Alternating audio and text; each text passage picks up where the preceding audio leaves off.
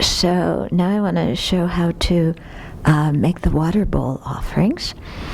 Actually, before you make the offerings every morning, first you clean your room. So if your room is usually pretty clean, that's okay.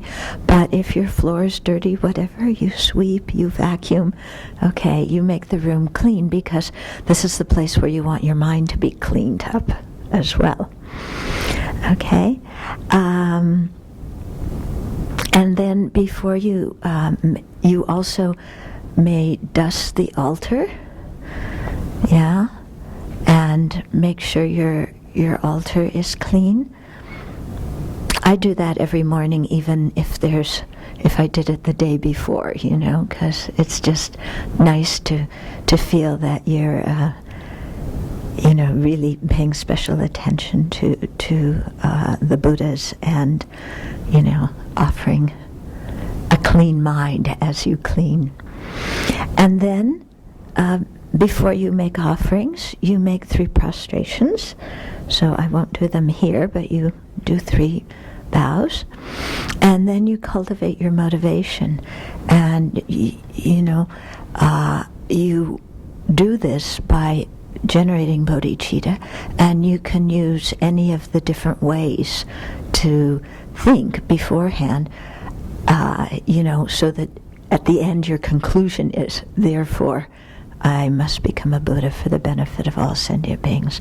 So one way is perhaps to start out thinking about the unsatisfactory nature of samsara, that wherever you're born, there's problems and troubles, and it's never going to be completely satisfactory. And as long as we're in samsara, there's no chance for everlasting satisfaction or fulfillment or happiness. And there's much more chance for suffering, simply because our mind is overwhelmed and controlled by ignorance, anger, and attachment. So as long as that's the state of our mind, we can do anything we want to try and change the external world, and we're still not going to be happy, because the cause of the problem is in our own mind.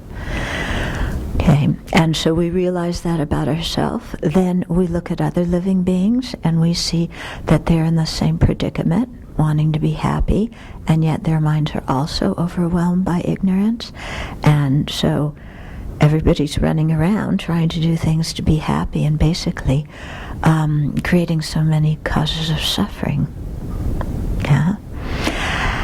And so seeing that that's the case, and seeing that other beings have been kind to us in previous lives, are kind to us now, will be kind to us in the future, that we and they are no different in wanting happiness and not wanting suffering, then we feel some kind of responsibility, since we've had the fortune to meet the Dharma, to do something to improve our situation as well as their situation.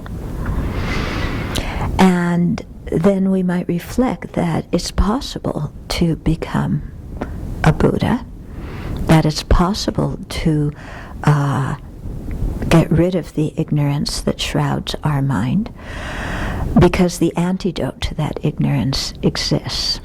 Okay? So ignorance is a mental state that grasps at inherent existence. Inherent existence means things exist out there, independent, unrelated to anything else, as self-enclosed entities. And that's how we normally conceive of ourselves and conceive of others and everything we relate to.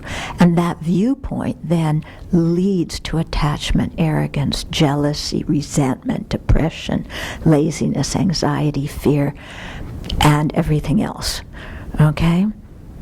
But that ignorance apprehends existence in the totally opposite way than the way things actually exist. So ignorance is apprehending inherent existence or independent existence, where in fact things do not exist as self-enclosed entities. They exist in relationship to other things. They exist dependent, on causes and condition, on parts, on being conceived and labeled. So when wisdom realizes the dependent nature, that leads to the realization of the emptiness of independent nature. And therefore that destroys, it helps us to see that what ignorance is grasping at doesn't exist. When we see that what ignorance grasps at doesn't exist, then ignorance has nothing to stand on. When ignorance has nothing to stand on, then everything that came from ignorance, all the afflicted mental states, they also fall apart. When they fall apart, all the polluted karma that we've created under their influence stops. And so this is the way in which we attain nirvana and also full enlightenment, because all these afflictions and their latencies and their seeds and the karma that causes rebirth can all be stopped, eradicated once and for all through that realization of emptiness that's cultivated and meditated on over a long period of time. Okay, so with that renunciation that doesn't like our own suffering because we're overwhelmed by ignorance and karma, and then seeing that that applies to all other beings as well, and all those other beings have been kind to us, seeing that we've met the Dharma and have the perfect opportunity to practice, and also realizing that it's possible to attain full awakening, then we generate bodhicitta based on that compassion, based on that wisdom that wants to attain full awakening for the benefit of others. And with that motivation, then we want to make water bowl offerings. Okay, or we want to make fruit offerings, light offerings, incense offerings. You can offer on your shrine anything that you think is very beautiful. Okay, we don't put pictures of our family on our shrine. Yeah, if somebody is ill or something like that, you set up another little area, and you put the pictures of your family or your pets over there. Yeah, but on the shrine we have just the pictures of the holy beings and the scriptures, the stupa, and then whatever we're offering. Okay, so then the question comes, why do we make water bowl offerings? Okay, well, first of all, when we respect somebody, kind of our natural instinct is we want to give them something. Yeah, isn't it? When you care about somebody, when you respect somebody, then naturally the feeling comes, oh, I want to make a connection with them. And how do we make connection? We give something. Okay? So it's based on that human feeling that, we look at the Buddha and we want to offer something. And we offer water in this particular case because we can offer water without any attachment. Usually there's plenty of water and we're not attached to it. I have been in circumstances where the water went off, and then making your water offerings, you feel a little bit like, oh, if I give it, I may not have it. But that's precisely the mind that you want to overcome by making offerings. Okay? So the idea of water is that it's also water can be a very pure substance, a cleansing substance, and it's plentiful, so it's easy to make offerings. So after we cultivate our motivation, then we clean the bowls. Okay, we have 8 bowls, or 7 bowls, I'm sorry, and we start on this side with the bowls. You'll notice the bowls start out upside down. Sometimes they may start out stacked up. Depends on how you take them down at the end of the day. We never put an empty bowl up on the altar, because that would be like inviting somebody to your house for dinner and then serving them an empty plate. Okay, so the bowls start out upside down when they're empty. So we start on this side, and we just wipe the bowls clean. You can also have a stick of incense, and then hold the bowl over the stick of incense, and that also just indicates, purifying. Yeah. So you can think that your cloth is the wisdom realizing emptiness, and then any dirt that is on the inside or outside of your bowls is the defilements of sentient beings, and that you're cleaning the minds of sentient beings as you clean the bowls. Okay? So then you stack them up. This is if you have bowls that are stackable. You'll notice on our altar in the back, the shape of the bowls makes them very difficult to stack. They won't be stable. So then you just keep them upside down here like this after you clean them. So it depends on the kind of bowls you have.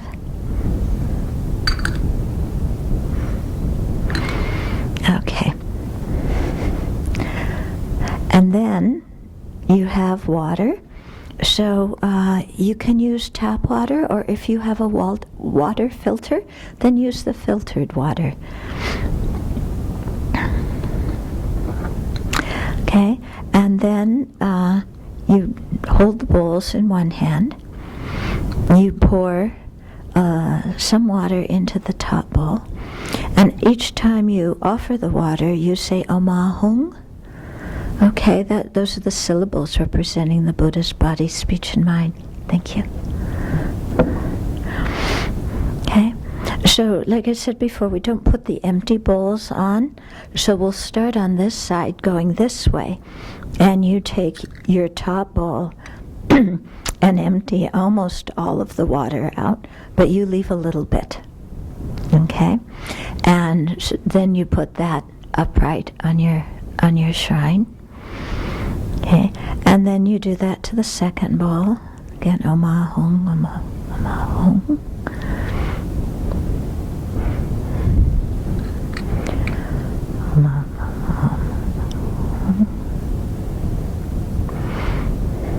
And anytime you're pouring the water, you can think a couple of different ways. One is that you are filling sentient beings with a blissful wisdom nectar. Yeah, and another way is that you're offering this blissful wisdom nectar to the Buddhas, and they experience great bliss.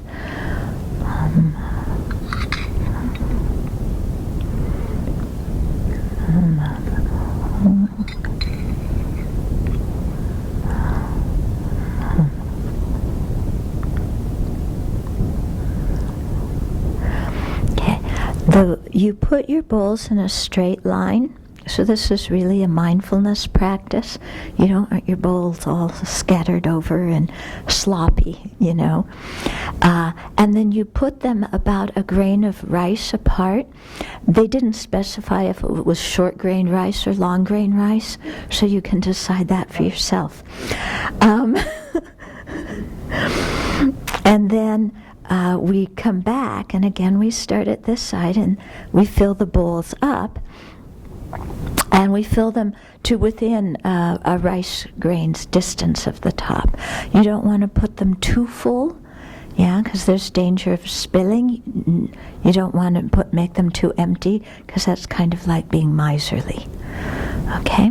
And so again, as we pour the water, we can either think that we're filling sentient beings up with blissful wisdom nectar, or we can think that we were offering this blissful wisdom nectar to all the Buddhas and Bodhisattvas. And there's something about imagining blissful wisdom nectar, filling up sentient beings or filling up the Buddhas and Bodhisattvas, that gives you some kind of feeling inside of yourself. Yeah?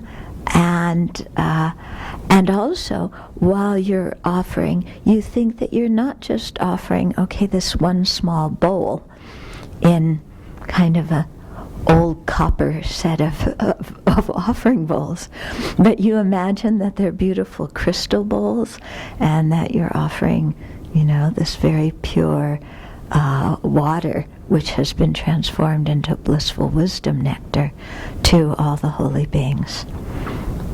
Okay, so excuse me if I have my back towards you.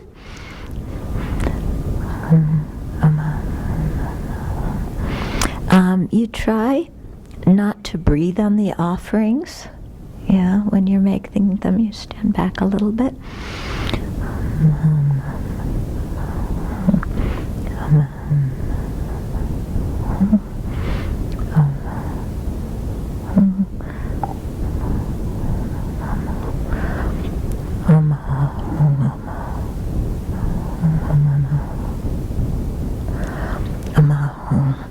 Okay, and then there's a mantra in the Pearl of Wisdom book that you say to increase the offerings, because although we're just offering something simple here, or maybe we offer a little fruit or a little flowers or a stick of incense or one light or whatever, we imagine the whole sky is filled with offerings. Okay, so it's not just, don't think that it's a few bowls of ordinary water, but the whole sky full of beautiful sparkling bowls filled with blissful wisdom nectar, and the whole sky filled with fruit that you don't need to peel, and that has no pesticides, and it doesn't have cores, and beautiful incense that makes designs in it, and nobody coughs from breathing the incense, and light, very glittering light, and lights coming from jewels, all sorts of beautiful things when you offer your electric light or your candle, again, so that you really think the whole sky is filled, and you can offer again and again and again. And so when you really focus on making offerings like this, there comes inside this feeling of plenty, Oh, there's so much. There's this incredible feeling of richness. I offer this, and I offer this, and I offer this. And then you feel really rich inside, because the practice of offering is designed to combat our miserliness, because miserliness thinks, oh, if I give it, then I won't have it.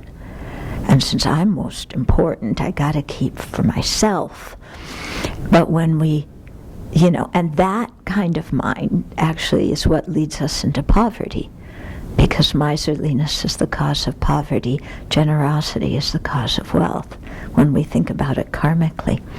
So we have to overcome that feeling of scarcity and poverty, and one way to do it, and one way also to create more merit when we're offering, is just to imagine, skies full of offering, and make everything more beautiful than it ordinarily appears to our polluted senses, and really develop the heart that takes delight in giving, so that when you make offerings, you feel really happy.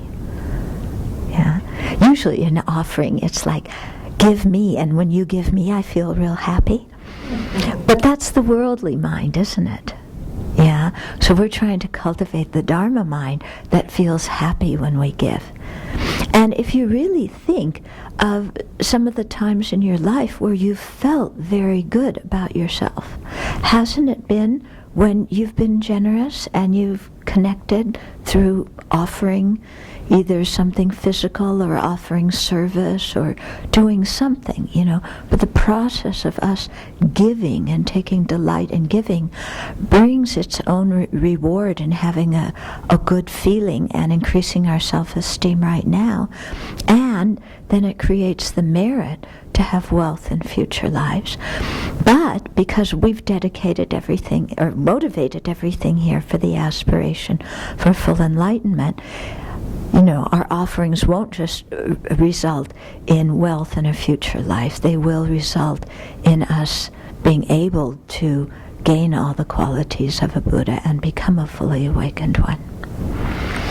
Okay, so where is the mantra? 49. What? 49, okay. I will try and say it slowly. I usually mumble it very quickly. Okay, but I'll try and say it slowly so you could hear. Om Namo Bhagavate Benze Sarvapamadana Tathagata Arhate Samya Sambuddhaya Tayata Om Benze Benze Maha Benze Maha Benze Benze Maha Vidya Benze Maha Bodhi Chitta Benze Maha Bodhi Mendopasa Kramana Benze Sawakama Awarana Bishodan Benze Soha. So you can say that one time or 3 times and just imagine the whole sky full of offerings and this, the Buddha's receiving them and experiencing bliss and you feeling very good about making the offerings and so on.